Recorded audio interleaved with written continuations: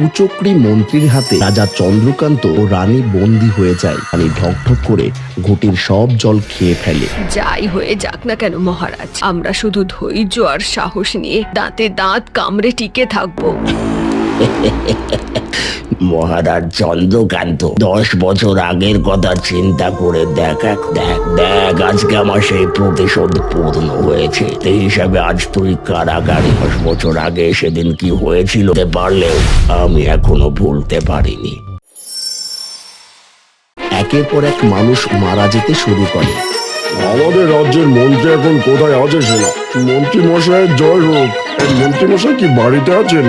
দয়া করে একটিবার বাইরে আসুন। কিরে বিশু, যজ্ঞে আহুতি দেওয়ার কথা ভুলে যাসনি তো? মনে রাখিস, এই যজ্ঞটা কোনো মতে সম্পন্ন করতে পারলে আমি হব এই দুনিয়ার সবচেয়ে বড় তন্ত্র সাধক। তার মানে মন্ত্রী মশাই মহারাজের আদেশ অমান্য করে সেনাদেরকে এই কাজ করতে নিষেধ করছেন? কিন্তু কেন? মন্ত্রী মশাই কেন মহারাজের আদেশ অমান্য করছেন? বছর 10 আগে কোনো একদিন রাজা চন্দ্রকান্তের রাজ্যে একের পর এক মানুষ মারা যেতে শুরু করে। রাজ্য জুড়ে চলতে থাকে কেবলই দুঃখের আহাজারি। অনেক চেষ্টা করেও মহারাজ এই বিপদের কোনো কুল কিনারা খুঁজে পেলেন না। মহারাজ, আমাদের রাজ্যের এসব কি হচ্ছে? প্রতিদিন একের পর এক মৃত্যুর খবর আসছে। জানি না রানী, এই ভয়ঙ্কর বিপদে আমার রাতের ঘুম উড়ে গেছে। প্রজাদের চিন্তায় আমি অসুস্থ হয়ে পড়ছি। মহারাজ, আমাদের হাতে একদমই সময় নেই। যত দ্রুত সম্ভব কিছু একটা করতে হবে, তা না হলে এই রাজ্যের সব মানুষ একে একে মারা যাবে। আমি আমার মতো এত সুন্দর রাজ্যের প্রজাদের এভাবে মরতে দিতে পারি না। যে করে হোক কিছু একটা ব্যবস্থা করবই। সেনা সেনা, কে কোথায় আছো? আদেশ করুন মহারাজ। আমাদের রাজ্যের মন্ত্রী এখন কোথায় আছে সেনা? মহারাজ, আমাদের রাজ্যের মন্ত্রী মশাই তো কিছুক্ষণ আগে রাজবাড়ি থেকে নিজের বাড়ির দিকে চলে গিয়েছেন। এখনই তাকে আমার কাছে ডেকে পাঠাও, তার সাথে আমার গুরুত্বপূর্ণ কিছু কথা আছে। ঠিক আছে মহারাজ, আমি এক্ষুনি আপনার কথা মতো মন্ত্রী মশাইকে আপনার কাছে ডেকে পাঠাচ্ছি। মহারাজ চন্দ্রকান্তের আদেশ মতো সেনা একটা ঘোড়া ছুটিয়ে মন্ত্রীর বাড়ির দিকে চলে যায়। এদিকে মন্ত্রী খুশি মনে বাড়িতে বসে আছে। কি গো, রাজ্যের এই দুর্দিনে তোমাকে এমন খুশি খুশি লাগছে কেন বলো তো?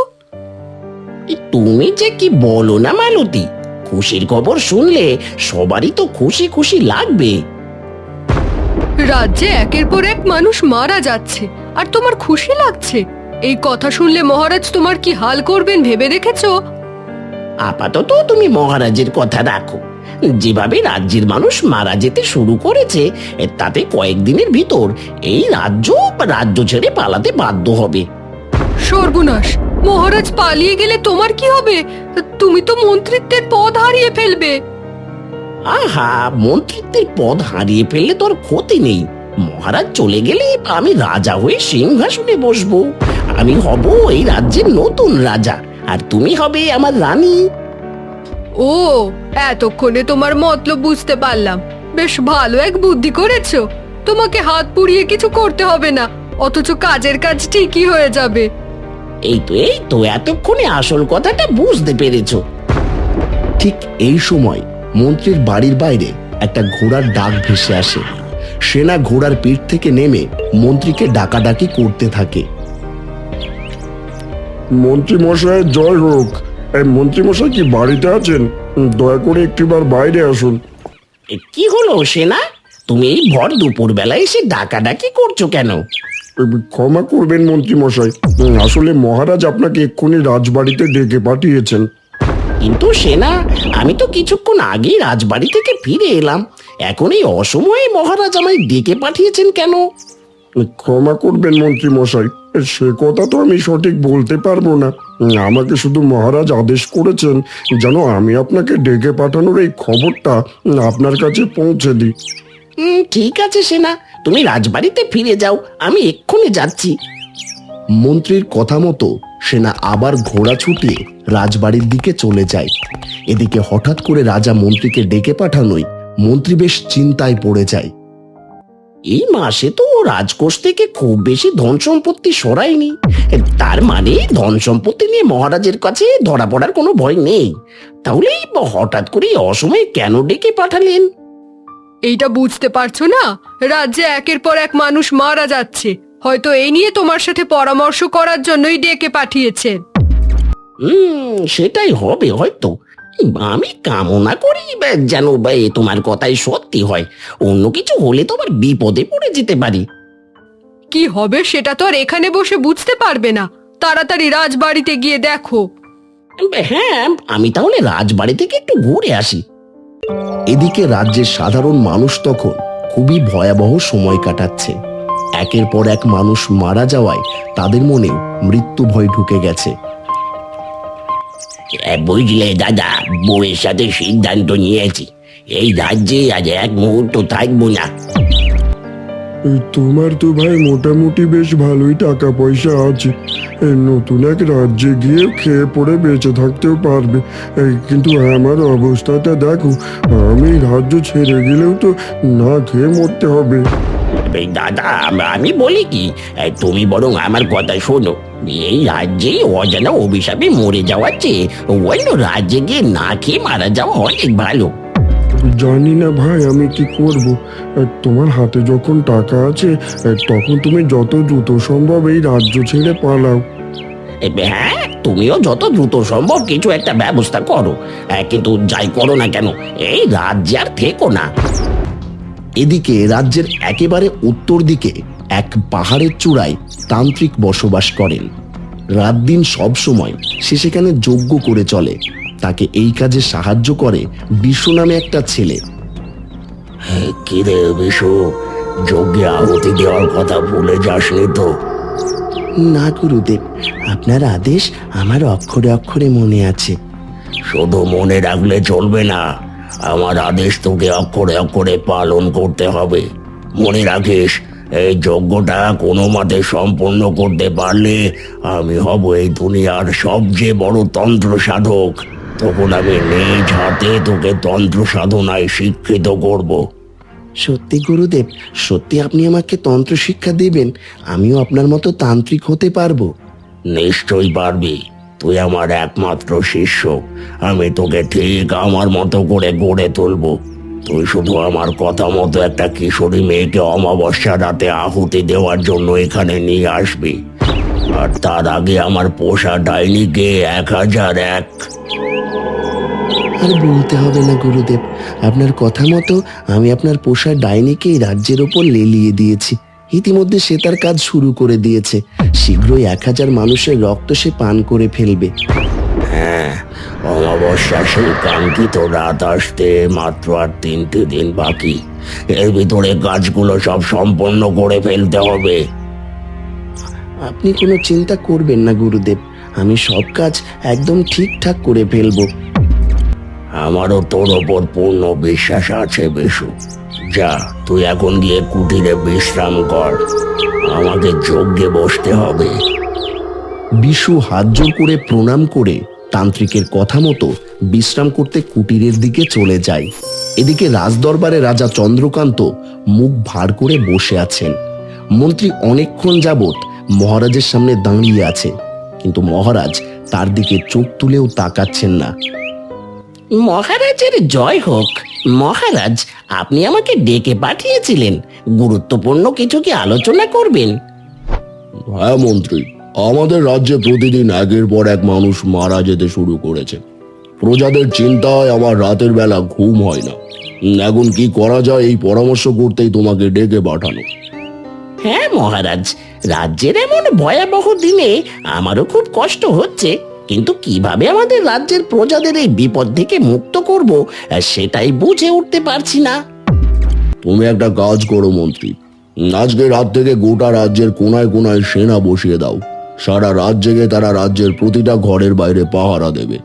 যে করে হোক আমাকে জানতে হবে এই এত লোকের মৃত্যুর কারণ কি।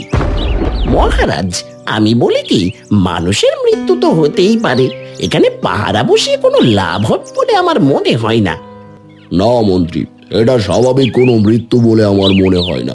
তাছাড়া একসাথে প্রতিদিন এত মানুষ কি করে মারা যেতে পারে বলো? হ্যাঁ মহারাজ, সেটা অবশ্য আপনি ঠিকই বলেছেন, কিন্তু কোনো কিন্তু নয় মন্ত্রী, আমি আর কোনো কথা শুনতে চাই না। তুমি আমার আদেশ মতো কাজ করো।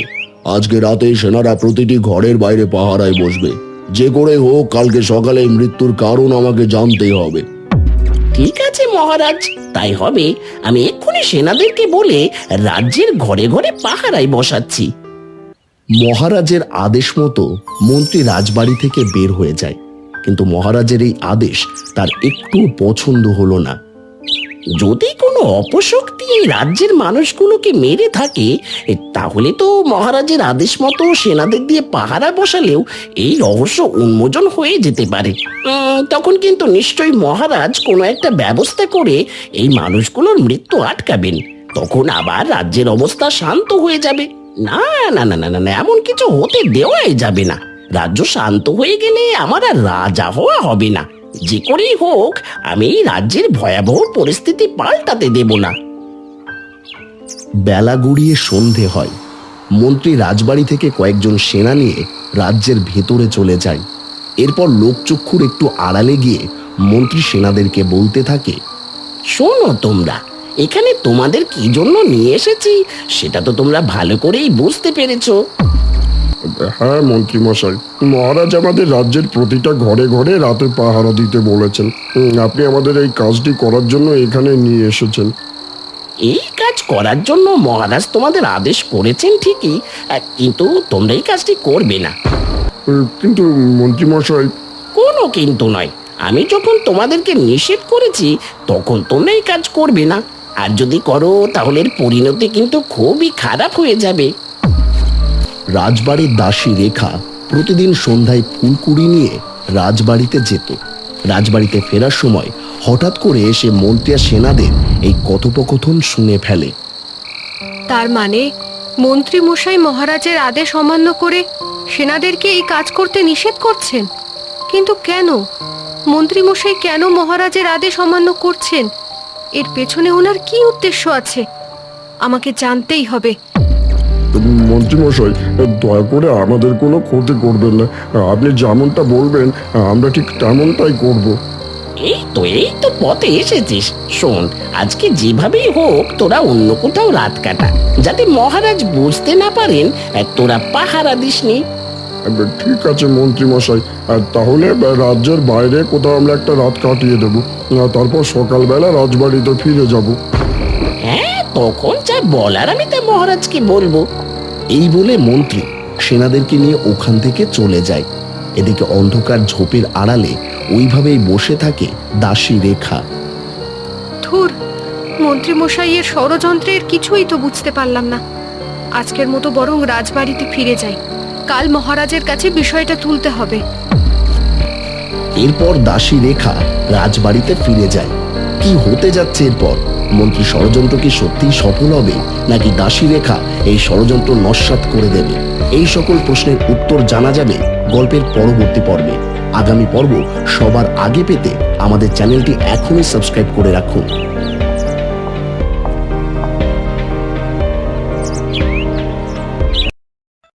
আমাদের গল্পটি কেমন লাগলো তোমরা কমেন্ট করে জানাবে। আর যদি ভালো লাগে তাহলে লাইক শেয়ার সাবস্ক্রাইব করবেন। ধন্যবাদ।